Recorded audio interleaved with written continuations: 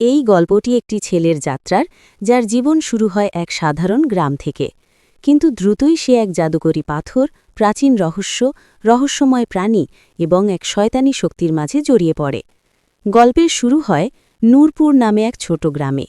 সেখানে আয়ান নামে একটি ছেলে তার মা আমিনা এর সাথে বাস করত।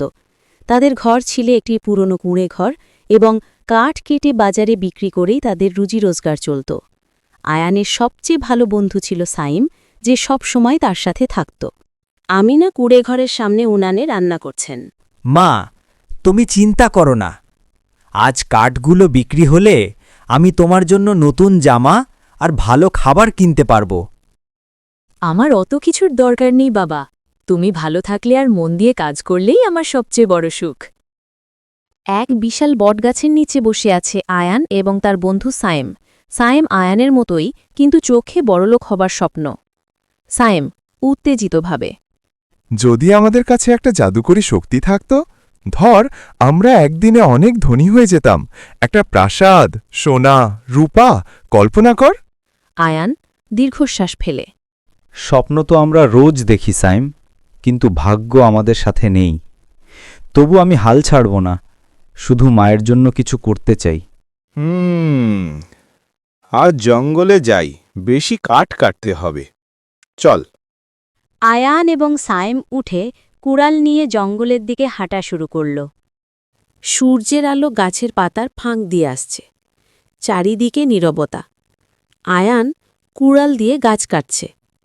কাঠ কাটতে কাটতে আয়ানের চোখ গেল ঝোপের আড়ালে। একটি হালকা নীল আলো মিটমিট করে জ্বলছে। আয়ান ফিসফিস করে, সাইম, ওখানে দেখ, কি ওটা? সাইম কৌতূহলী হয়ে, আলো, চল দেখি। আয়ান এবং সায়েম উঠে কুড়াল নিয়ে জঙ্গলের দিকে হাঁটা শুরু করল। ঝোপ সরাতেই তারা দেখল একটি বিশাল পাথরের ওপর একজন বুড়ো ফকির বসে আছেন। ফকিরটা অত্যন্ত দুর্বল এবং ছেঁড়া কাপড় পরা, হাঁপাচ্ছেন। তার পাশে নীল আলোটা জ্বলছে। বুড়ো ফকির ক্লান্ত স্বরে, হাত বাড়িয়ে, বেটা, আমি অনেক দিন ধরে ক্ষুধার্ত আর তৃষ্ণার্ত। তুমি কি আমায় সাহায্য করবে?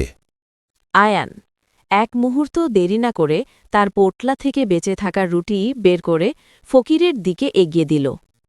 দাদা, এই নিন, আর জল। বুড়ো ফকির রুটিটা দ্রুত খেয়ে নিলেন। তার চোখে হঠাৎ উজ্জ্বলতা ফিরে এলো। তুমি খুব ভালো মনের মানুষ বেটা। পুণ্যের ফল অবশ্যই মেলে। আমি তোমাকে একটি জাদুকরী উপহার দিতে চাই।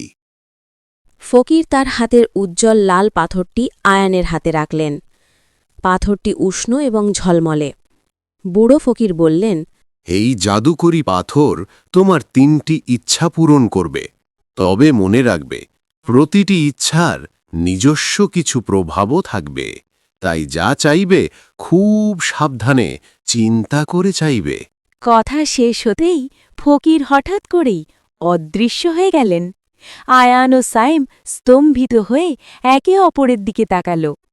সাইম পাথরটার দিকে তাকিয়ে, এ কি, সত্যিই জাদুকরী? পার্ট 2 দেখতে চাইলে চ্যানেল সাবস্ক্রাইব করে পাশে থাকুন।